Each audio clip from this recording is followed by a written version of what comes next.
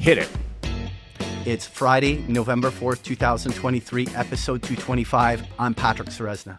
And I'm Harris Kupperman. I'll be stepping in Kevin's shoes, drinking some beers and talking some voodoo chart magic with Patrick. And then we have Chris MacIntosh joining us as the featured guest this week. We'll discuss bonds, rates, economy, shippers, offshore, and more. And folks, stick around. We might even drink some beers along the way. Lena, hop on. What beers are we drinking this week?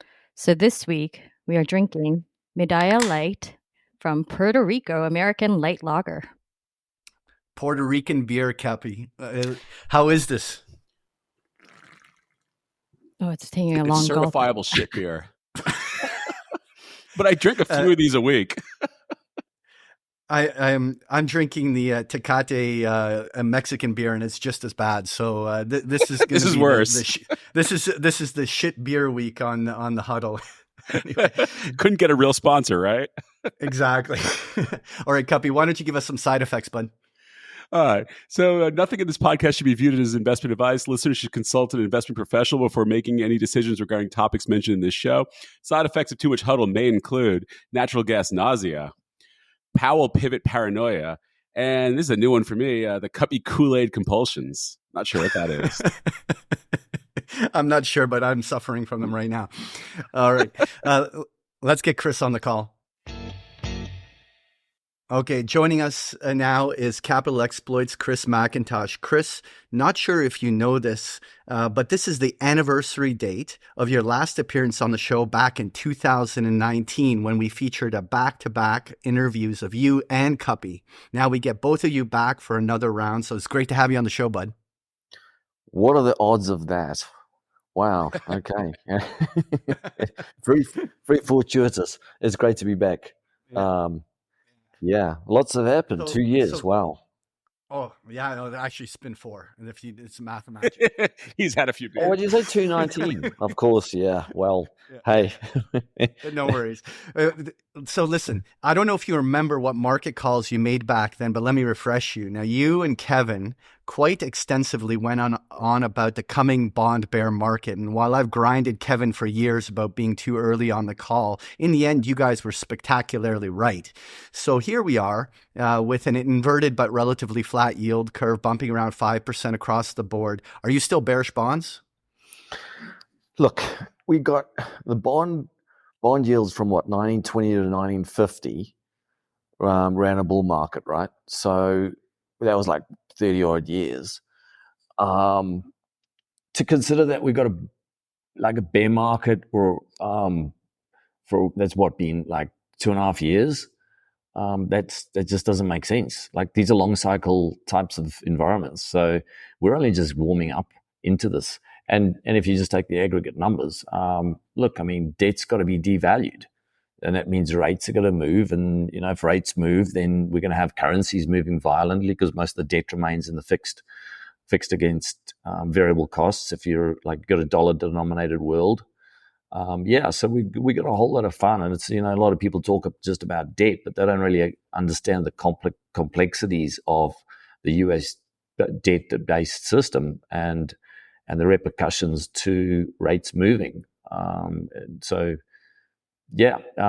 think you have to be a bond bear, at least on a long-term basis. That doesn't mean we can't have any spikes in the interim where you have liquidity crises or some sort of garbage coming along. But, those are just going to be shakeouts just to, deceive the masses. And there'll be opportunities for us to get in there and keep pressing what is an inevitable trade, in my humble opinion.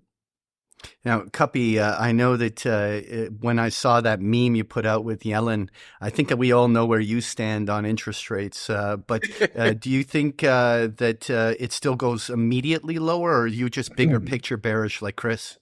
I'm just big picture bearish. I mean, I don't know. I mean, look, bonds just had a massive move. It's 3 down years in a row, and they really had a massive move lately. Look, it's due for a bounce. I mean, you're the chart guy. I mean, what are your crayons telling you? But to me, I mean, look, I think it's due for a bounce. I don't really know, though. I mean, I think there's a lot of money that could be lost trying to stand in the train tracks and, trying to grab those nickels. And I don't know. I mean, look, I think 10s go to 6 by year end, maybe Q1 next year. And so, I mean, do you grab 50 bips along the way? Sure. But it's not my trade. I have no position in bonds either way. But I just think that, I mean, rates are going higher because it's totally unsustainable what's happening. Okay, well, the question I have, we'll start with you, Chris. Obviously, you alluded to it earlier, but what are going to be the impacts of these higher rates on the economy? Do you think that this potentially triggers a recession in the United States? Obviously, we're seeing recessionary behavior in Europe and Canada right now. Does it trickle in the U.S.? And does that lead to potentially short-term lower rates when the central banks have to respond to this?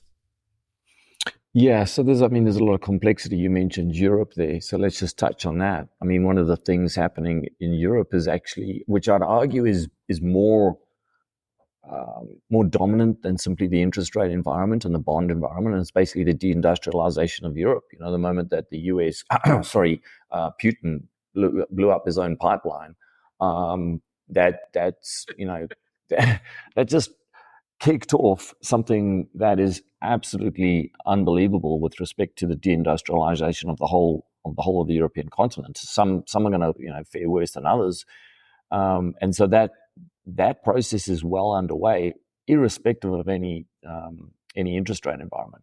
But to answer your question directly, I think it's a very unique and quite a difficult environment in that we've got this situation where, and I think this is actually going to be roughly the playbook for the next, I don't know, call it 2-3 years. I'll make that judgment call, put my head out. And I'm going to say that we're going to have basically loose fiscal and tight monetary. And they're going to fuck around, on the edges of that. But that's basically what it's going to look like. And in that environment, you're going to have certain asset classes that get affected differently. Like if you, and Kuppy, I know you put this out, you were like, hey guys, the economy is like red hot. What's going on? Like, it's the Red Bull and vodka economy. You have fiscals going crazy, and Jay Powell's like, hey, wait a second, guys. And he's trying to do something with rates. And, the Congress is just like, yeah, no, Exactly. So like, I mean, you look at like restaurants, for example. I mean, like, and restaurants tend to be fairly, they, in the last recession, they did okay. It was, and like they're printing, they're pumping along, they're doing fine, But by and large, I think you're just going to have interest rate sensitive sectors are ones that you just got to stay the hell away from because they're going to be in a precarious situation. So part of investing is not just saying, oh, where should we be? A big part is like looking around, going, okay, what do we stay away from? Like, where's the risk? And so I think it's mostly interest rate sensitive sectors. And I think it's going to be Chris. I think one of the things that's going to totally trick people out, and this is me having lived in Mongolia for over a decade in a world with high inflation and high interest rates, is that if the inflation is running hot, sometimes the interest rates aren't high enough. And, you look at something like housing and you look at a 30-year mortgage at 8%, but, if you think that home is going to appreciate faster than 8%, then it's a good trade to pay 8% for it still. And, things that are rate sensitive, if they run the economy as hot as I think they're going to, maybe they do okay too. It's totally tricked people out. I mean, look at housing. Look how strong housing is. Everyone said housing should roll over. It hasn't rolled over yet because I don't know. I think the real inflation number is double digits. Look at the travel industry. I mean, I've been traveling a bunch the last couple of years, and travel's hot. Restaurant industry's hot. Any companies that are cash rich, they're doing well. There's parts of the economy that are really booming. And but I think the biggest risky space is like all of the the Ponzi sectors, which were being fueled by capital injections, and at the same time were burning cash. Because now you've basically got a competitive environment for that cash. Like when interest rates were heading lower and very low, you couldn't get any yield on any fixed income. So you're like, oh fuck it, I'm not going to make much on my fixed income portfolio. And so I'm going to go and, go further down the risk curve. And that risk curve was always your high growth, quote unquote, high growth companies most of which was just burning cash and trying to acquire eyeballs or whatever it was in Silicon Valley. So those sectors now, that's like, they literally flip. Why would you go and put your money into a cash hemorrhaging entity when you can get a 5% coupon on a T-bill? I mean, like, why would you, so the whole risk dynamic has changed quite a lot. And to your point, Kuppy, you're right. I think it's a confusing time for the kind of people who just look around and go, oh, I'm going to chuck my money into an index fund, or I'm going to chuck it into, some mutual fund like that. This is a time where active fund managers fucking kill it. And your passive guys are just stumbling around, not knowing what the hell's going on. I mean, the economy is just running so damn hot, and everyone's expecting it to fall over. Go on Twitter. Everyone's like, so when's the recession? When's the recession? Guys been calling for the recession to start next week for like 2 years now. And then you go to restaurants, bars, you go anywhere, and it's just white hot. And I think what we learned is that when you lower interest rates and flood the market with liquidity, 1% our assets go up. Nice homes in the Hamptons and Greenwich and, Mayfair go up, and stocks go up, and 1% our assets go up. But when you print a bunch of money and then do fiscal or hand the money out, the other 99% gets a chance. And, I keep telling people, if you gave me $1 million tomorrow, I wouldn't know what to do with it. I would just put it into my brokerage account and buy QSIBs, because that's the only thing I know how to do. Everything I want in my life, I have already. Like, there's nothing I need to go buy the money. And you give some middle-class dude $100, and he's going to take his wife out for dinner and put $100 right back in the economy. And that, $10 in tip money he gives, that's just going to go right back into the economy later that night when the wait staff goes out for a beer after work. Like, that just cycles through over and over again. And it's just so much more powerful with such a bigger multiplier in the real economy versus, whatever they do with QE. And I think people don't realize yet just how powerful fiscal can be. Yeah, and I mean, just to add another element to that, I mean, you're referencing presumably majoritively like North America, United States, and so I'll spend a little bit of time in Europe, and it's a different dynamic there, right? The economy is not white hot in the same way. Because they haven't centralized their debts, you basically don't have the same power that the ECB can, basically tighten or loosen fiscal and tighten monetary. Like, they've got a whole different dynamic going on there.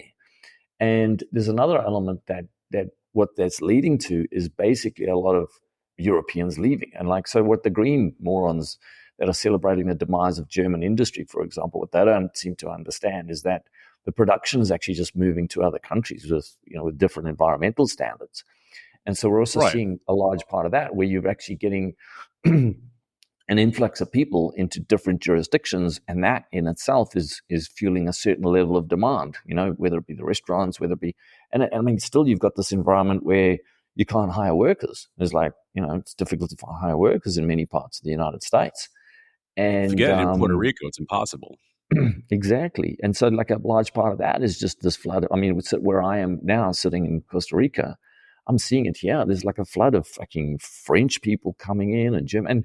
And of course, because they're looking around going, oh, shit, if this isn't World War III, it certainly fucking looks like it. And we're probably not in the best location. So the smart money's already moving to jurisdictions that and that's just your average person who's looking at risk, right? That's not an industrialist going, hey, where do I move my company to? But that dynamic is in play across the world. And so it's like this weird but extremely exciting environment where you're getting on a macro basis, you're getting a whole lot of capital, and human capital included in that, shifting around the globe, trying to look for opportunity, trying to look for risk reduction. And then you've got the monetary powers doing what they're doing. So, yeah. It's a bifurcated market. I mean, I have friends in California, and they're telling me it's a depression, and every third store is boarded up because, you just walk in and steal anything you want, so you can't run a business. And they're like, yeah, it's like dystopian, and it's all fucked up.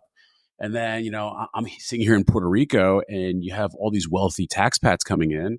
And look, the island's suffering from Dutch disease. Like, you can't find workers. Like, there's no amount of money you could pay to get someone to, do landscaping. I mean, I know this. I bought myself a farm, and I waited 2 months to get a guy to put up 300 feet of barbed wire fence. And I'm embarrassed to say how much I'm paying for this. I mean, I'm paying almost $1,000 a day for the guy to do labor. It's insane.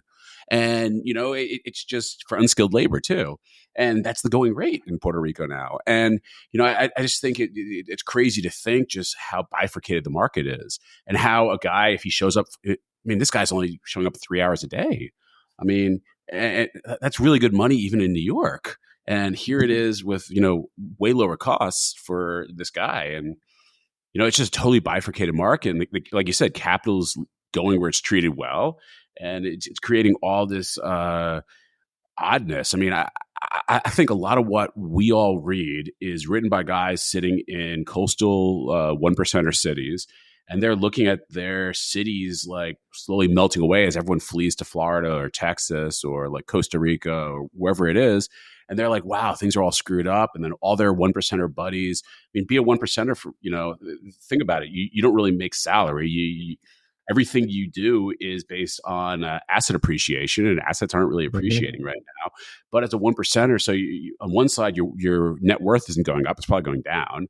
And then on the other hand, all your costs are going up. Your driver, your cleaning lady, your private school for your kids, like all that's going up. And so suddenly you're getting squeezed on both sides. Your assets going down, your costs going up. And it's this weird experience for these guys because for 40 years, like it only was good for them. Interest rates went lower, assets went up. And then, the peasants never got a raise. And these guys don't know what's just hit them over the head because for 2 years in a row now, it's gone the other way for the first time ever. In the past, 2008, you just had to hold on long enough and the Fed saved you. In March 2020, the Fed saved you. Like, these guys are like, okay, I'm holding on, but it's been 2 years now. I'm not getting saved. And I think that's why every article you read on the economy talks about how terrible the economy is. And then, you go out to a restaurant and, you got to wait an hour to get a table and the economy's booming. Okay. Yeah, so listen, guys, let me just kind of take this back a little bit into talking about bonds, because obviously the FOMC came here. Some people are calling this like the pivot to a pause, and that the financial conditions are tight enough. So at least by whatever criteria the central banks are seeing, they're saying we got to kind of take our foot off of the brakes a little bit here. And in part, you see, Stanley Druckenmiller come out and say he's loading up on the 2-year note. Obviously, that is a trade that works when inevitably the central banks are forced to ease. And so we have one of the smartest investors out there coming in with that kind of a trade.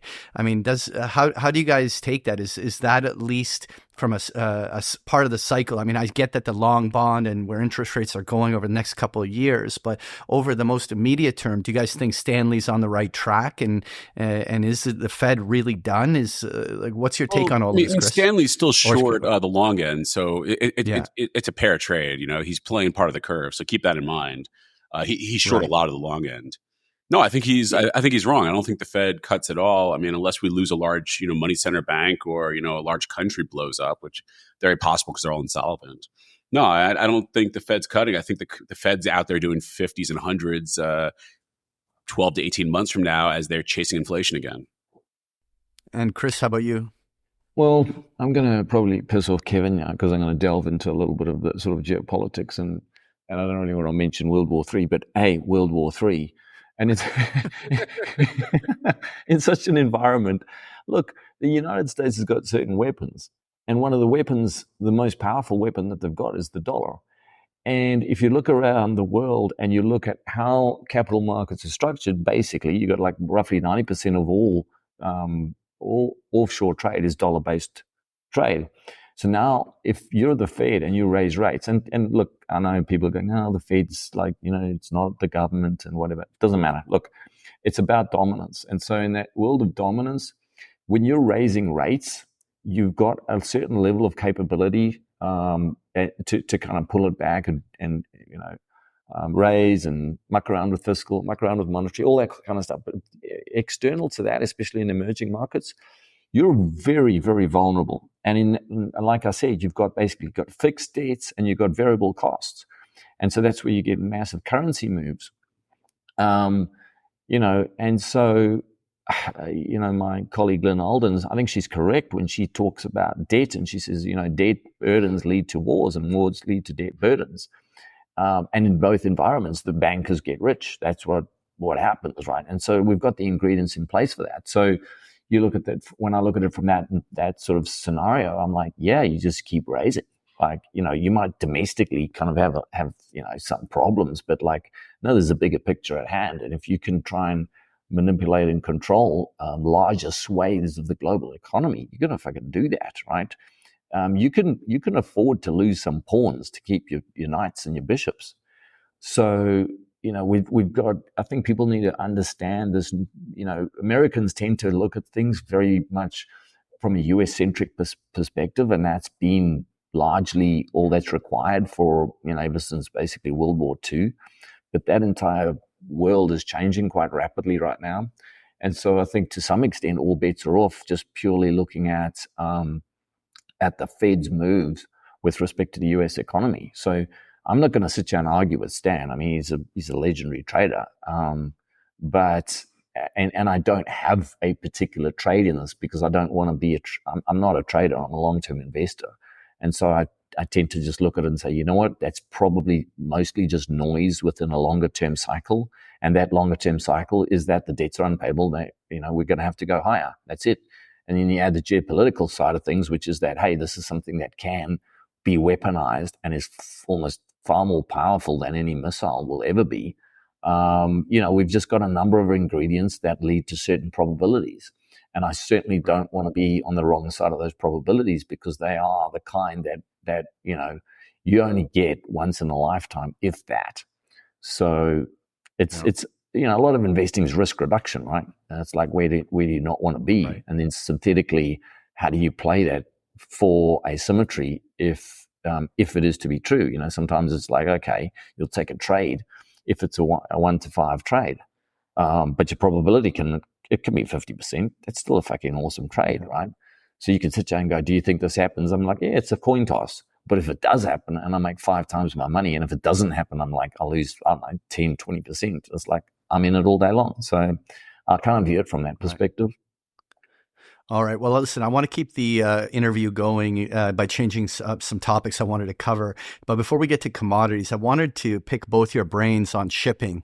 It's really been a tale of two types of shippers, container and tankers, because the AP Moller Maersk came out and just missed it on their earnings. Zim has been awful and a huge bear decline, while you have the tanker stocks like TK and Scorpio at multi-year highs.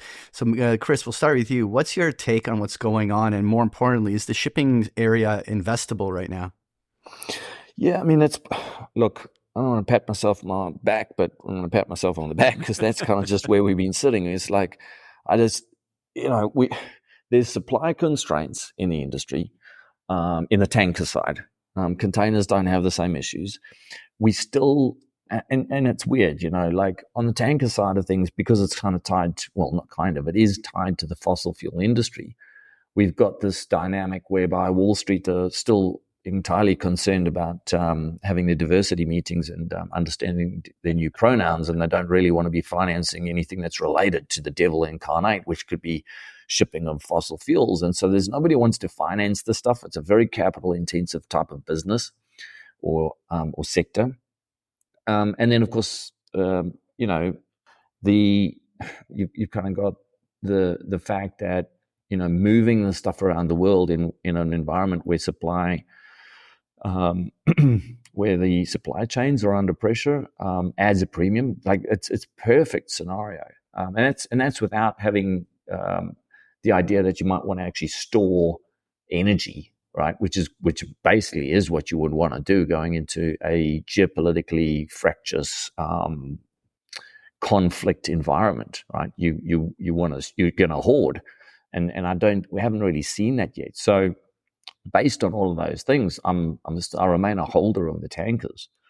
They're not as cheap as they used to be.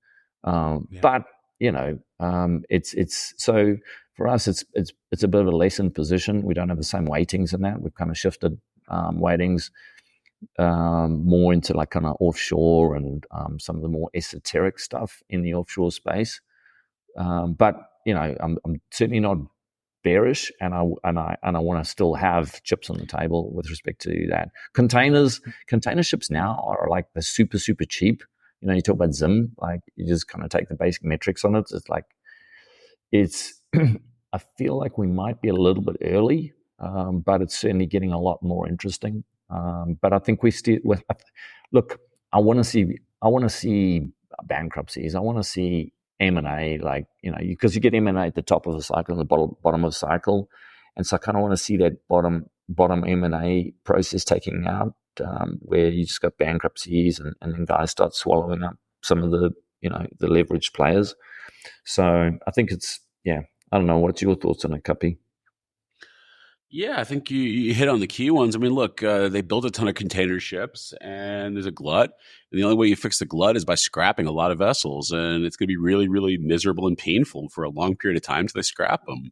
You know, I think there's too many tankers out there as well, but the trade routes got all screwed up by the war, and as long as that keeps going, and you know, especially as long as the Panama Canal is basically shut to seaborne traffic because of the drought, you're going to have screwed up trade routes, and screwed up trade routes tend to, you know, lead to higher charter rates, more ton miles, all that sort of stuff. I mean, people aren't paying attention to what's happening in the Panama Canal, but it's a total mess.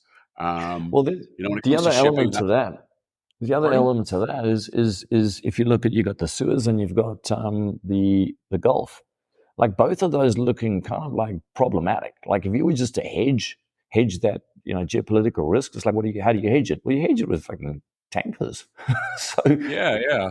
The one thing I would say, I've made, you know, absolute fortunes in steel that floats, and you know, I'm long OSVs and I'm long drill ships right now. But the one sector that looks really attractive to me in steel that floats is car carriers. There's a shortage. The Chinese have finally figured out how to make cheap cars and export them, and they're exporting them as fast as they can, and there's not enough car carriers to move the damn things. And the Chinese will keep exporting $10,000 cars anywhere that'll take them, as long as they can find someone to carry it. And what we've learned is that when you put a lithium-ion battery in the ocean, it tends to catch fire. And they burnt a lot of car carriers in the last couple of years. And you know, you have, you know, a supply demand mismatch. The Chinese need, you know, they're the demand side, and the supply side keeps sinking. And I mean, it's sad that, you know, because people have been dying in these car carrier accidents, but there's been a lot of them. And you know, I look at supply demand mismatches where the supply side is, you know, constricted and demand's just ripping. And I don't think enough people are talking about what's happening in car carriers. I have no positions. I'm kind of pissed I missed it, but I think there's a lot of legs left. Are there tradable stocks that are specialized in that? Yeah, there's quite a few of them. I'll let listeners go discover them for themselves. Are they all like junior pennies or like? Oh no, these are, you know, multi-billion-dollar businesses. Right. Okay. Yeah, it's good to know. I didn't never looked up any of those. All right. Anything in the shipping Chris, space is going to be large enough to get into, just by the virtue of the fact that it's always a debt financed industry, because it's like you can't go and build any particular ship with you know, grandma's coins. Like it's just capital intensive. Right. So let's move on, because Chris, I know you have been focusing a lot on the offshore drillers, and Kuppy has been on that trade quite extensively as well. They clearly have been a great investment to date. I mean, many of them are up, you know, fivefold or more. Are you still bullish, and is it still a good time to own these stocks? They're still dirt cheap. I mean,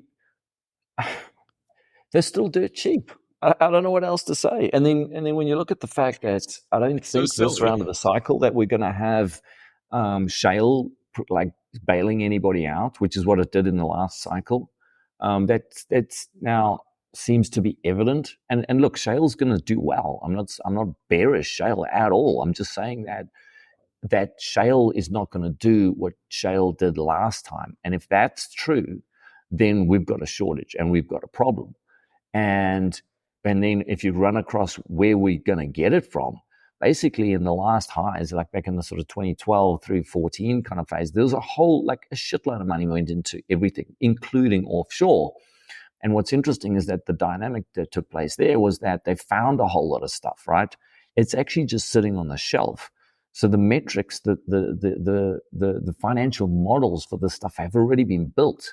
So it's like you're sitting there, you've got a bunch of these guys where they go, okay, we know that we've got $30 oil. It's sitting there. We know what the dynamics are to get it. The issue that is at hand is that, you've got like a political front where you go, okay, do we go and deploy what is literally billions of dollars, right? Because you can put a rig in the water, it's like probably 1.2. Every rig's gonna have four OSVs. They're like, I don't know, 65 to 80 at a guess. No one really knows because no one's, millions. So like this is very, very expensive, right? So your time, like as a consequence, you need to have a certain longevity of time frame to say, okay, I'm going to get my capital back, and then I'm going to get a return on the capital. And what that requires is security. It requires certainty of outcome, and certainty of outcome on the political front. When you've got Sleepy Joe stumbling around, he could at any point go, no, we're going to put in a tax on, XYZ. And that's a very difficult environment for people to take risk.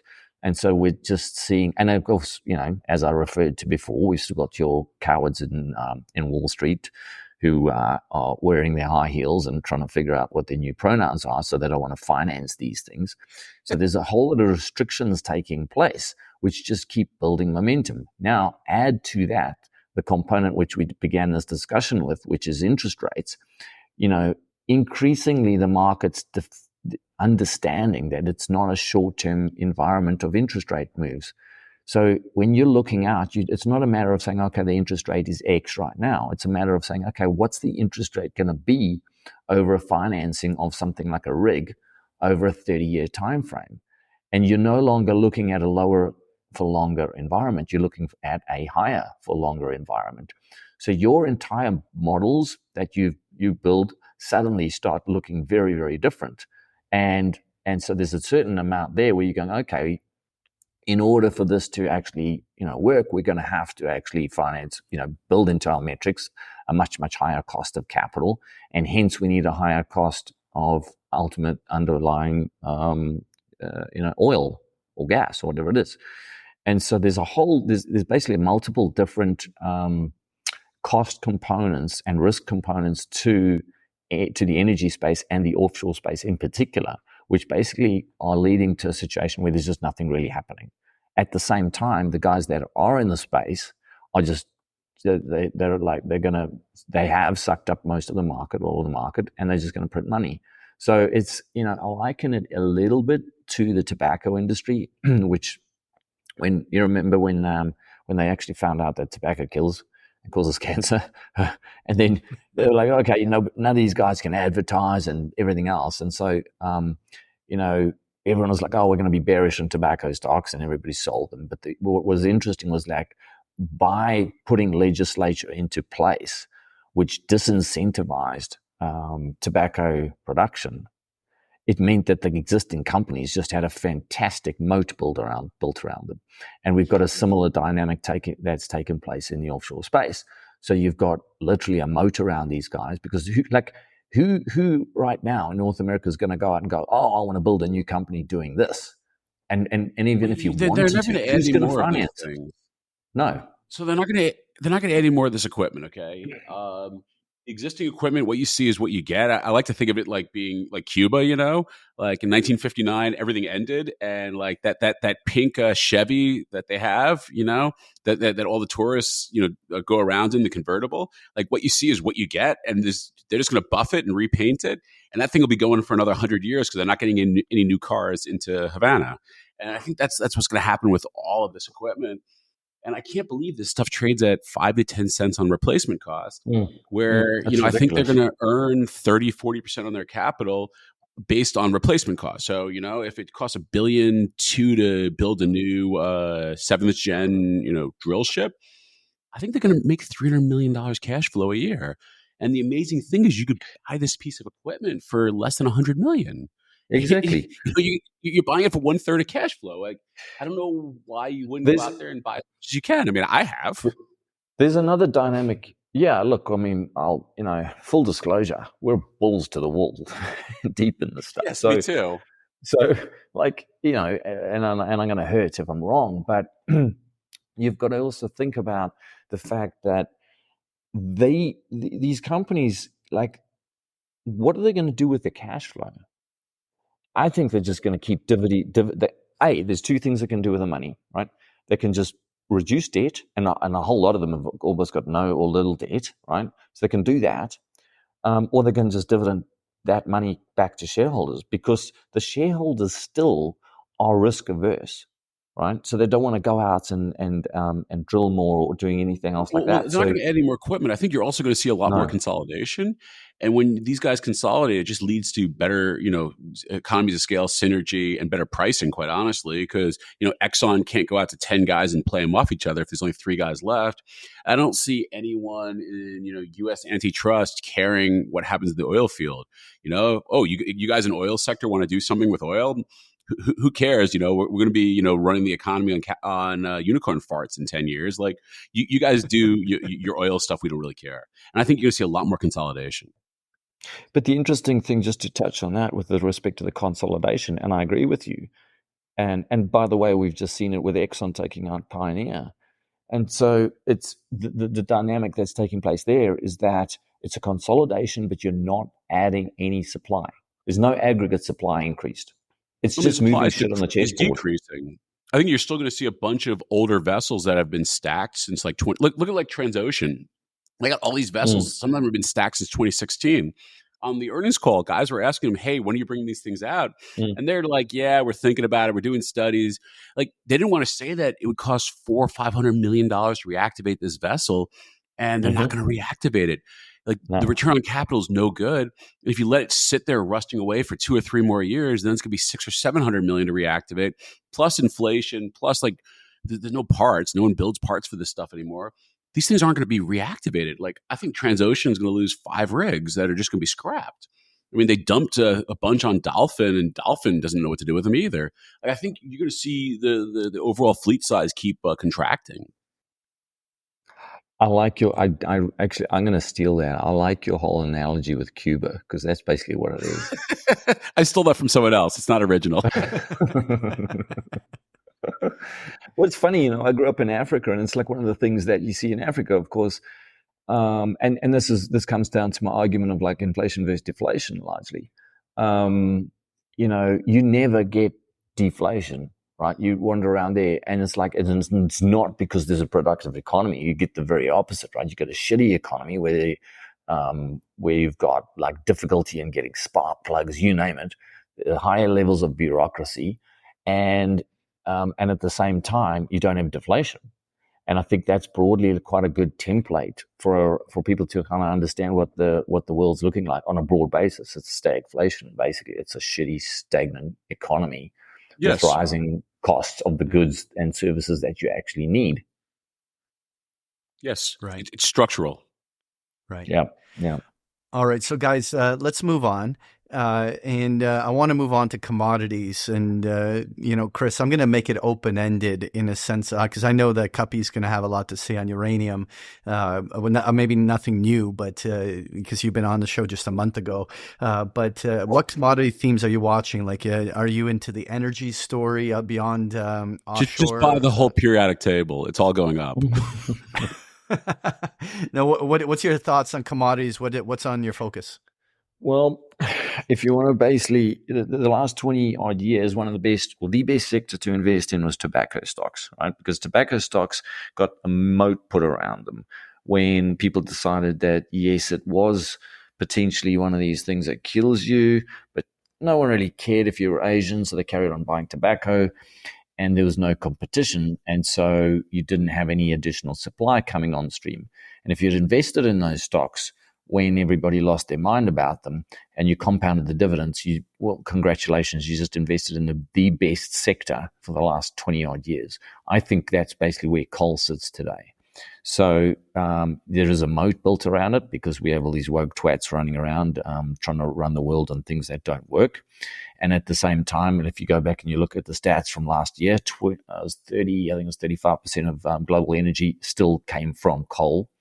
And then, of course, you've got the Germans who have just deindustrialized, and they cannot get any of the energy in from Russia anymore. So they're, guess what, now looking to bring back coal.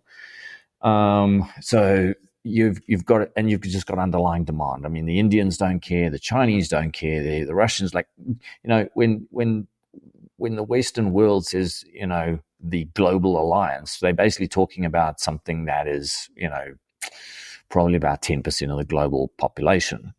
So coal is not going anywhere. It's going to remain, aside from the fact that you got thermal and met, and most of these Greta wannabes do not understand that you cannot have any steel structures without the use of coal, because how are you going to make it? So we've got this underlying demand. There's an insufficient supply, and the companies are absolutely dirt cheap. They're printing money, and they're not going to. I think they're just going to start and continue to divvy the money back. So, like, if you can build yourself an incredible dividend portfolio, which we've done. A lot of the stocks are now, we've got the dividend portfolio and the asymmetric, or the two strategies we run, and we have them both. But that's like, I mean, I just think that's just like an absolute no-brainer of a sector to be invested into. So, and yeah, it'll be a little bit volatile, but you know what? I'd rather have, these things could be like banks, literally. They're certainly far more stable. Do you want to invest into a company that's got massive free cash flow, no or low debt, where it can pay back that debt with like, a couple of years of free cash flow? Do you want to invest in that, or do you want to invest in a bank that is running, I don't know, tier 3 ratios that make blood shoot from your eyes, and you don't even know what's in the off-balance sheet items? It's just so... It's absolutely amazing how the industry changed. Like, Kuppy, I remember in the Kedem report when you had Peabody down when it was at $1 published in there. And we were long. Yeah, and just how the industry has evolved since then. It's absolutely amazing. And, here it is, how many, tenfold higher, and it's still cheap, right? These things are all really cheap. It's incredible. And they have nothing to do with the cash. They can't get a permit to build another mine. Like, they're not going to build any mines. Maybe Indonesia will let them build mines, but Australia is probably not going to let any more mines get built. The US definitely not. They have nothing to do with the cash except buybacks and dividends. And it's a great place to be. Meanwhile, the demand for coal goes up every year because the idiot Germans shut down their nuclear power plants, and suddenly they need coal. Right. It's great. Their carbon score, the only thing they grade themselves on, like they couldn't care less about anything except their carbon score. Their carbon score is going the wrong direction. And, they have as many windmills as they can build, and their carbon score keeps getting worse because they're burning the cheapest, shittiest lignite they can now. It's kind of funny. I mean, I pity the Germans because they can't all be that stupid. Here's the thing. 2015... German electrical production, 8% of it came from coal. Take a guess what the last print was. 31%. Okay, so they've spent fucking, I don't know how many billions of dollars on windmills, right, since 2015. And they've gone from consumption of 8% coal in 2015 to 31% today. Well done, Greens. You guys are geniuses. So, I mean, that's just a dynamic that's flowing through much of the Western world. But the big thing, and you just mentioned it, Kuppy, is that there's no additional supply. There's no additional supply coming on. And then you look at, I mean, I would look at that, and I'd look at these companies, and I'd buy them literally for the valuations that you're getting in the NASDAQ, but you don't have to. Everything's supply and demand. And look, demand goes up every year and there's no supply. It's incredible. I love the trade. So listen, Chris, have you been drinking some of the Kuppy Kool-Aid in the uranium space? We have, although we've not been as fully loaded as Kuppy has. And, it's hard to be. We're more conservative investors with respect to, asset weightings. So, but no, we've been in fact, we've been long uranium ever. Like, we started like 2017. So it was like, we had a like 3.5 year time frame where it did absolutely stuff all for us. It was only 5% weighting. And then like all of a sardine within a matter of like 18 months, our positions went like 5x and had a bit of a pullback and as running. But so we remain long. I think it's in, when you look at a lot of these sectors, like I said, it's not merely a matter of saying, what do I want to be into? It's also like, where would you just not, where would you,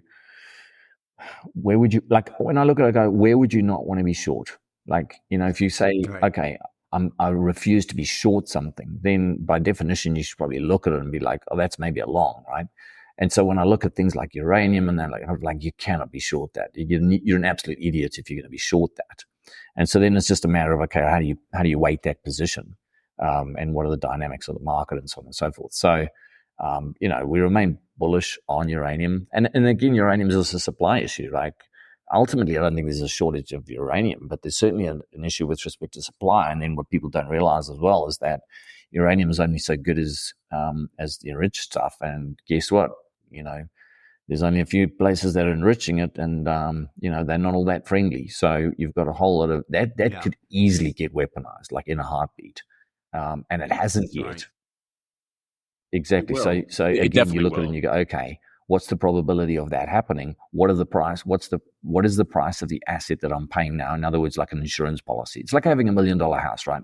You got $1 million house, you're going to pay $1,000 insurance on it every year. Are you going to do it? Of course you are. You're a fucking idiot if you don't. On the other hand, you got $1 million house, you're going to pay $250,000 insurance every year. You're like, no, that's dumb. And so and that's what I've just described to you is basically the NASDAQ versus the fucking uranium industry, right? It's like, you're paying $1,000 for insurance on $1 million asset. Why wouldn't you? You're an idiot if you don't. So you have to be long.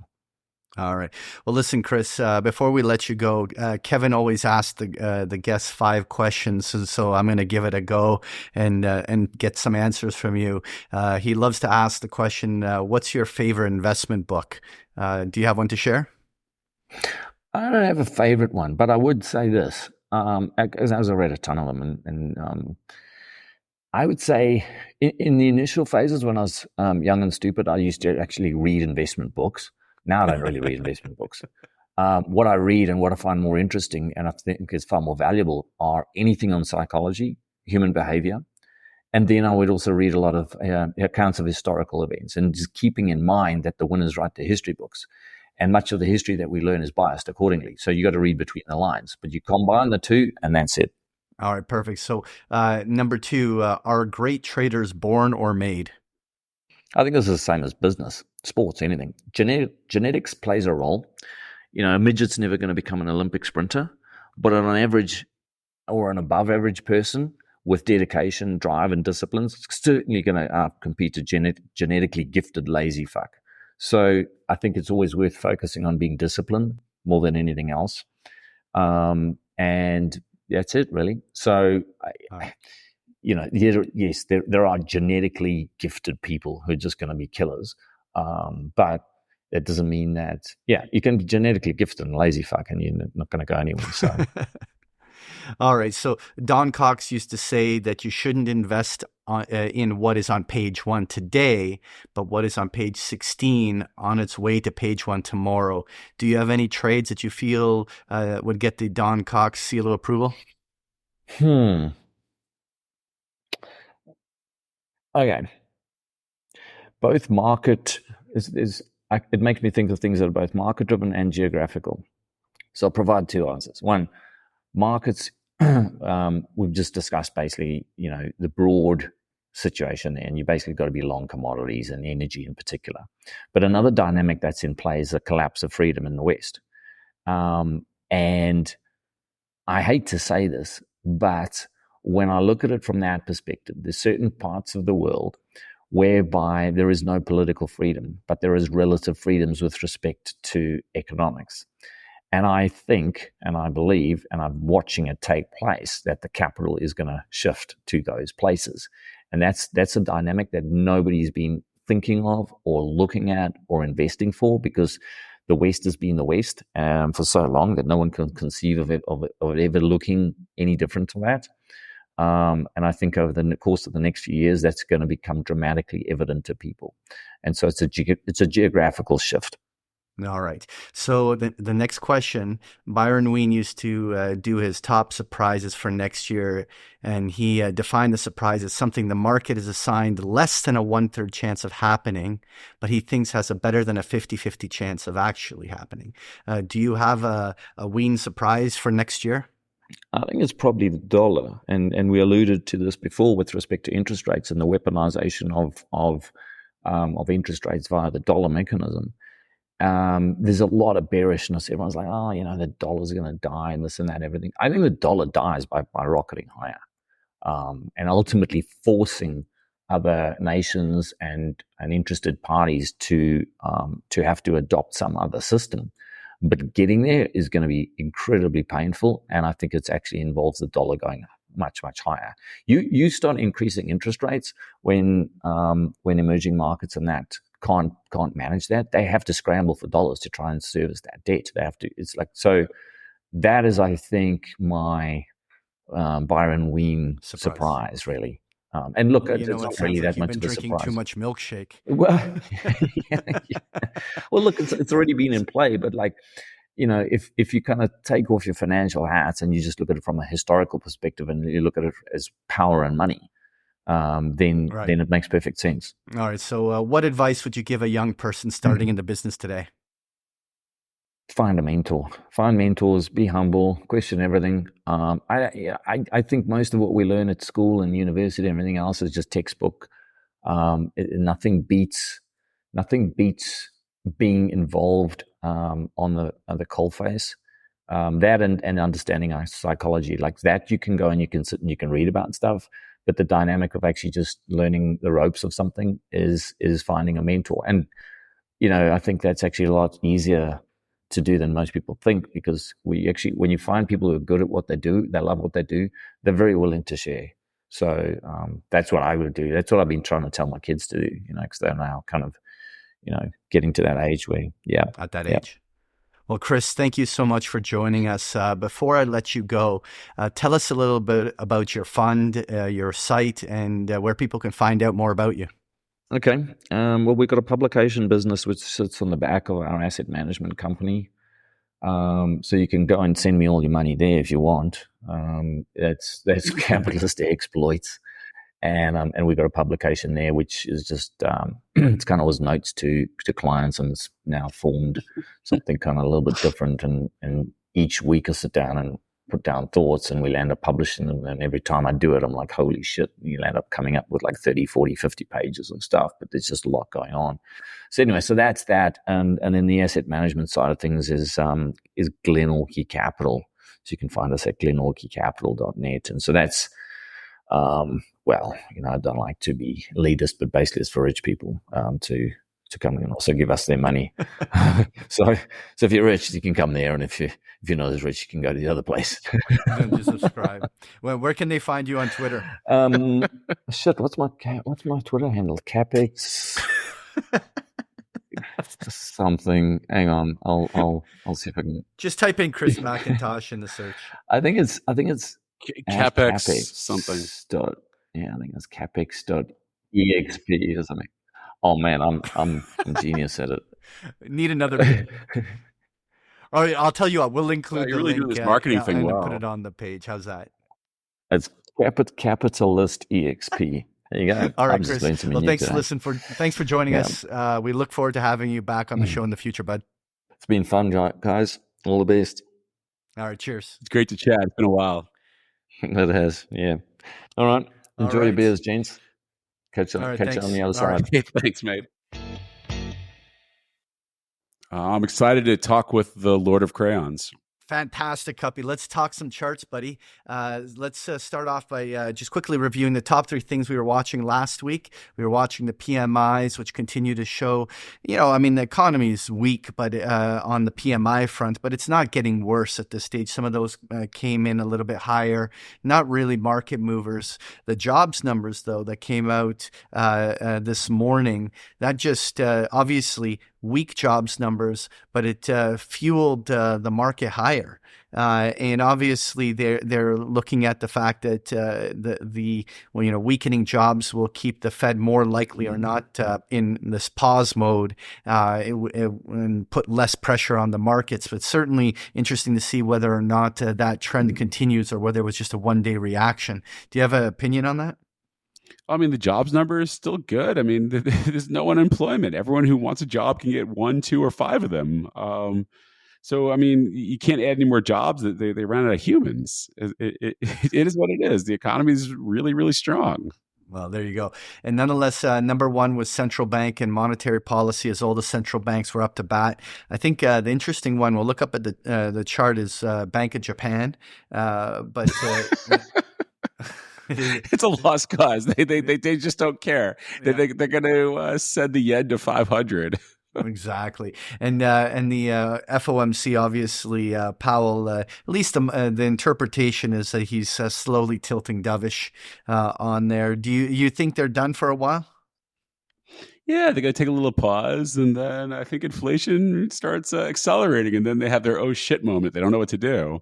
Because I mean, they're going to break, the whole financial system, which is, tied to debt if rates go up anymore, and inflation's not done. Right. So no, I think they're going to pause for a couple months, couple quarters, and then I think they're going to hire for longer is a real thing. All right. So the top 3 things to watch over the next 2 weeks.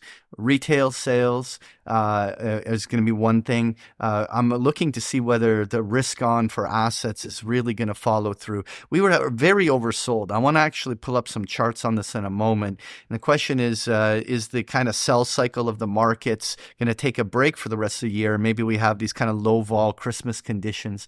And number one, the inflation numbers coming out, not next week, but the week after. And it'll be really interesting to see whether or not they stay hot, like you're saying, or whether they demonstrate that they're coming off of their highs. So let's get to the charts here, Kuppy. And what a rally in the last 3 days. Oh, it's incredible. I haven't seen one like this in a while. No, it hurt. I was short some Canadian banks, and they went straight up. Yeah, like everything was so oversold. Actually, I want to show this one chart. So this is the percentage of stocks trading above their 50-day moving averages, which is a breadth indicator that kind of shows how the broader markets are behaving. And we went from in the summer like 80+% of stocks above their 50-day moving averages all the way down to 15, and it just oscillated to an incredibly oversold level. And that was so evident when looking at particularly the Russell, the Russell 2000, and those small caps were trading pretty much at a multi-year, if not multi-decade low. I mean, we broke those 2022 lows temporarily. Oh, they trapped them. They got everyone short. They got everyone to stop out, and they just ripped it. They ripped it. That's what we call the turtle head formation, where it just pops temporarily below the support line to sucker everyone into a short and knockout stops, and then rip the other way, and that's exactly what we saw. But what's incredible though is just how bearish the Russell has been. It's just so weak. Obviously, the Mag 7 have been holding up the main indices just because it's such a huge market cap weighted indices. Well, my buddy Brent, Brent Johnson and his dollar milkshake. I mean, he keeps talking about the dollar. The milkshake. I drink your milkshake. I feel like the Mag 7 is like, I drink your milkshake when it comes to the Russell. It just takes all the capital out of everything else. And it just like, just sucks it all up into Apple. And that's what's been going on for the better part of 2 years. Trust me, I own a lot of these things. Yeah. And, I feel like it keeps going. Right. But what's interesting is comparing. So if you look here, the S&P 500, had from a top to bottom a correction that was 11%, 500 S&P points that spanned 3 months, which is considering that we had 1,000-point rally since October, it gave back half of the gains in a very orderly fashion. But then you take a look at just the selling of the S&P 500, the same 500 stocks, but you equal weight them in the index, and you can see that the sell-off actually broke below March lows. It just Yeah. shows how much of the Mag 7 take. It's a 15% decline versus 11, and it's nothing is getting love outside the Mag 7, and that trend seems to persist. I mean, even look at Apple had no growth, and it started with a drop on the downside, and in spite of all of that, the Nasdaq's up 180 points today. Yeah, it's incredible. I don't know there's no words. Yeah. Well, the big thing for me, though, technically, is when you see a rally of this magnitude, what it does is it flips all of the technical signals that keep people short. And one of the things that I'm going to be watching next week is whether the bulls buy old dips. Let's say, just to keep it simple, we say the 4,300 level. If so long as old dips are being bought, then actually that could lead to a period where going into Christmas and December, we could have a market that's just pausing and trading sideways, and the Christmas volumes always go down, and so maybe the trade ranges go down, and suddenly we go into a holding pattern into the end of the year. Now, I'm not necessarily saying that that's my favorite scenario, but with this kind of a rally, if the bears don't regain this on the downside immediately, then we may have seen the swing low for the fourth quarter, and it's just going to be trade ranged price action for the rest of the year. What do you think of that idea? Well, I mean, year 3 of the presidential election cycle, I mean, you have just huge seasonal tailwinds. I mean, it's super bullish into year end, and I would assume it goes up. It probably doesn't deserve to go up, but I mean, don't fight the trend. Yeah. I don't really know. Well, listen, when we look at the dollar has been in a solid bull trend since the summer, and really in the jobs numbers broke the trend line, and you clearly, let me do a really nice thick crayon and draw that. There you go. Well, I don't think it's just the jobs number. I think it's the Yellen coming out and basically saying they're going to fund the deficit with 30-day paper. I mean, that's the sort of stuff they do in Zimbabwe. You know, if you can't get anyone to buy your paper, you go into the 30-day market and you force the banks to buy it. And the fact that she did that, she's like, yeah, we can't sell any more treasuries. No one wants the damn things. We're just going to fund it all in bills. And I think that's why the dollar is croaking. Everyone's looking at that and going, whoa. Yeah. All right. So let's look at just a few more charts. We'll keep it short today. Wanted to just touch on the chart on crude oil. And crude has put in its high back before the Middle Eastern escalation, back in the 90s. And obviously a little bit of a pop once things escalated in the Middle East. Barely. But and everyone was talking about this 3, 4, 5. Why don't you zoom out a little? Because I think it looks better if you come out a little. It looks like, we had that base basically from the start of the year into like late summer. And it looks like we've pulled back into the breakout level in that like 82, 83 level. Maybe I'm just being optimistic. No, listen, we're making a technician out of you right now. Like that is, that is. I've watched enough Huddle, I could fake it. Yeah, there you But that's actually the very level. This $80 level is where all the previous highs were, and it marks about a 50% retracement of the prior run. And so it'll be really interesting to see whether oil solidifies some short-term lows here, and whether this becomes the turning point. I don't see oil going back to 70 or 65. I sure hope not. And so to me, now that we're from $94 back to $80, almost $15 off the high, the asymmetry is slowly creeping in your favor of buying the dip here. Right. I mean, we're at the breakout level. Look, the 1-2 backwardation is still over $1. I mean, it's telling you the supply is tight. No, I'm bullish. I mean, look, you don't need World War III to break out in the Middle East for this to work. I mean, if you're going to draw 1 million or 2 million barrels a day globally, eventually the price has to go higher. But right. I don't know. I've been long oil for the better part of a year, and it's been the wrong trade. All right. And what I want to do is talk about gold only because it's closed at $19.99. We're going back to $19.99 here, buddy. With the question, obviously there's a lot of talk as to what drove this rally. Are you in the camp that this is more the geopolitics that, or is it central bank buying? Do you have any theories as to what you think has been driving this buying? Well, I mean, obviously, it reversed up with the geopolitics.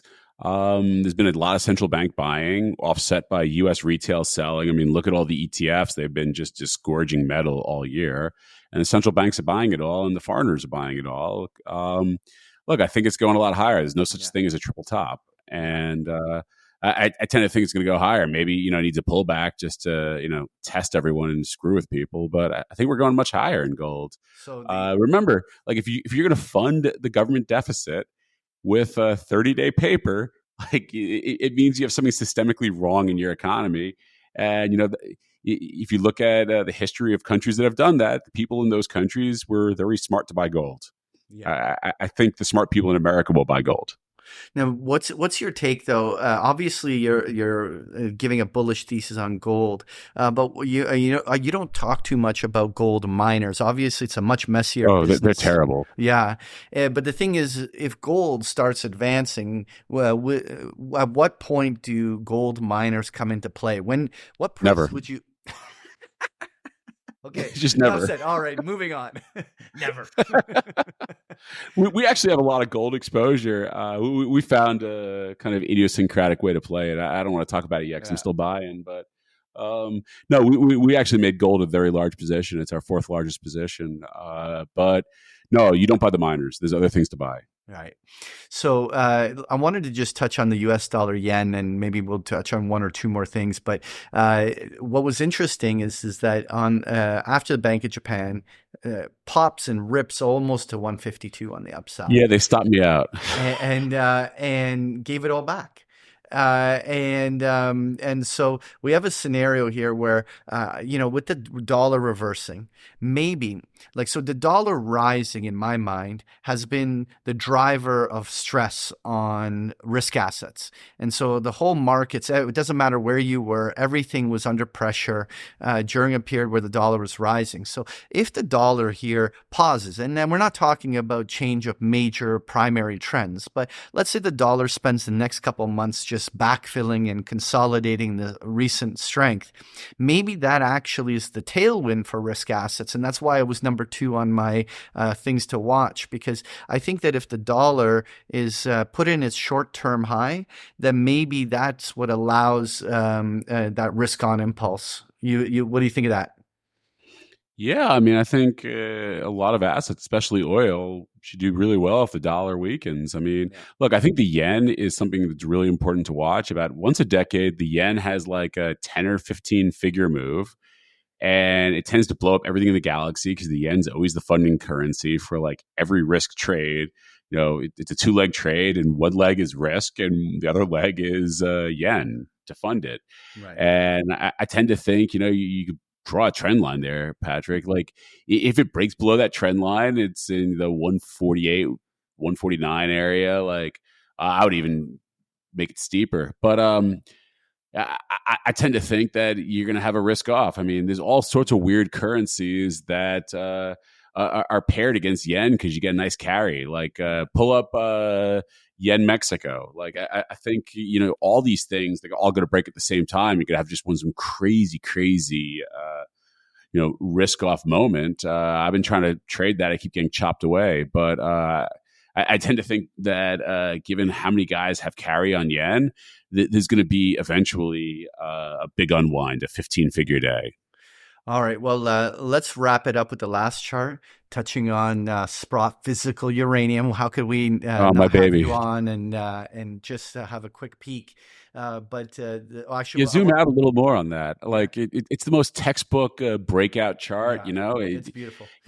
It's beautiful. Consolidate and ran. Now, we're using my technical methodologies. These measured moves are up to like $27 to $29 on the upside. But you, on the bigger picture, think that this thing's got way more upside than that. What are still your Kuppy Kool-Aid targets on the upside? No, I think it's going to game stunk. I think this is look. You have an industry. It's it's about 10% of global electricity. It's negligible in the total price of running a nuclear power plant, but they need the stuff. You have huge deficits. It could be 50 million pounds next year, 60, 70 million pounds in 2025. Like, I think guys are going to panic buy this stuff. And you're going to have financial buyers front running all the utilities. I think it's going to game stonk. And I don't know what that means, but, game stonk things usually end up with, just power surge bars for weeks at a time. And I think this is going to go to a couple hundred, maybe even, has four figures. Well, I don't really know. It's going to do something insane, though. All right. And so the final thing we're going to look at here is Valaris, because you brought this one right at the start of when it was coming out of restructuring or whatever. Was it bankruptcy or restructuring? What was it? Came out of bankruptcy. I bought a ton of it at 21. Yeah, exactly. You were right in at the beginning of this, but is this still cheap? Oh, yeah, it's so cheap. I actually bought some more on this pullback in the last week or two. It's really, really cheap. I think it's like 2.5 times 2025 cash flow, and they're going to use it all on buybacks. It's really, really cheap. You're buying the equipment at 10 cents on the dollar. Right. I mean, it doesn't get any cheaper than that. Okay. Well, listen, we'll wrap it up with that session there. So thanks for tuning in to the Market Huddle. We appreciate you spending the time with us. Give us a follow on Twitter at the Market Huddle. You can also listen to Huddle on all networks of Google Podcasts, Podbean, Spotify, Android Play, iTunes, and YouTube. A lot of people like to watch YouTube so that you can see the charts and visuals. And while you're there, please subscribe and get our latest content. If you could please rate and review us on iTunes. It's a dumb game, but it makes a difference to Apple's algorithms to help us immensely. Otherwise, Kuppy, thanks again for stepping in for Kevin. Please let listeners know where they can find you and follow your stuff. Well, you can find me on Twitter at hkuppy. Apologies, you're going to be offended, though. Or you come to my blog at pracap, pracap.com. It's free, so you get what you pay for. Perfect. You can follow me at Patrick Serezna on Twitter and find me at bigpicturetrading.com. So listen, you can never have too many friends. Bear market, bull market. We're just happy to spend some time together on this crazy ride. So stick around for the after show. All right, Kev. Kuppy. Call me Kev. It's fine. Yeah, that's fine. But listen, we got to rate this beer. Okay, now you know the game. It's a 1 out of 10. By the way, Lena, hop on. Yep. So we got to rate this beer. So Kuppy, what are you going to give it? Medalla? I'll give it a 3. I mean, it doesn't really taste like beer. I don't know what it tastes like. It kind of tastes like a chemistry set. But every grocery store has it. It's cheap, and every bar has it. And it's actually a good beer for drinking because in Puerto Rico, it's usually about 95 during the day. And you sit out at the beach, and it's a nice, beach beer. Nice. So how is the island life? Are you still I love surfing? it out here. I'm trying. I'm getting better now. It's my second year of surfing. I can stay on the board. It's not pretty. It's not graceful, but I'm riding. Well, you know what? You should come out to Portugal and do some surfing. I've been taking it up. Awesome. I get it up. I'm still using those stupid longboards, but I'm able to get up all the time. I haven't switched to the smaller boards yet, but I've been doing some surfing with Lena's husband Luke there, and so we're gonna have some fun out there over the winter. They'll be good. That's incredible. I need to come visit you. You need to come out here when it's winter in Portugal. 100%, bud. 100%. Do you have any fun travel plans for the holidays for you and Mrs. Kuppy? No. I'm staying in Puerto Rico. I really like it here. I mean, everything I have is here. What you're saying is you got to clock in your 6 months is what you're saying. No. I only need 6 more days. It's my wife that's screwed. She's still 40 behind. But no, I really like it here, and I'm doing a bunch of work at my finca. We're putting a ton more trees in. I'm putting some barbed wire fence in because the damn cow keeps eating my tree. I spent a couple these grafted trees, these trees are over $100 each, and as fast as I plant them, the cow keeps eating them. And I've had it with this. I'm putting barbed wire in to keep them away from the trees. But I don't know. I'm a city boy. All you guys with the farms are probably laughing at me, but it just never really occurred to me that the cows would eat the trees as fast as I plant them. But I'm learning fast, Farming is something I want to tackle. It's like the next great challenge. There you go. How about you, Lena? What's up with you? Nothing exciting yet. Things are coming up, but nothing to announce yet. But we should also let listeners know this was the last day. This was the last day to enter for dinner with Kevin. That's right. So listen, for all the listeners, Kevin lost the bets and has to take out 3 listeners, and we've already got a bunch of names. But if you want to squeeze in at the end here, all that we need is you to send us an email. What was the email, Lena? winner@markethuddle.com. winner@markethuddle.com, and basically all we want is you to quote your favorite guest and what was it? One of the favorite guest, which episode number, timestamp, and for bonus side effect. And a bonus for a side effect. Okay. Yes. If you put all that, you put into the draw, and we're gonna announce in the next episode who won, and give all the details of where we're gonna meet up, and or at least Kevin is on his bill going to take out 3 listeners. It's gonna be a lot of fun. All right. Well, listen, we're going to wrap it up. I got a flight to catch here. So, Kuppy, thank you so much for taking Kevin's place, and have yourself a great weekend, bud. Hey, thanks a lot. Thanks for inviting me on. It's always fun. Where are you flying off to? I'm going back to Lisbon. I'm out in Mexico right now, so I'm flip-flopping back and forth. But time to go. International Man of Mystery, didn't you know? Yeah. Well, sounds good. Enjoy. All right. Well, listen, I'm going to make some plans to come and see you in Puerto Rico. Please do. I got a spare bedroom. All right. Have a great weekend, everyone. Hey, thanks, guys.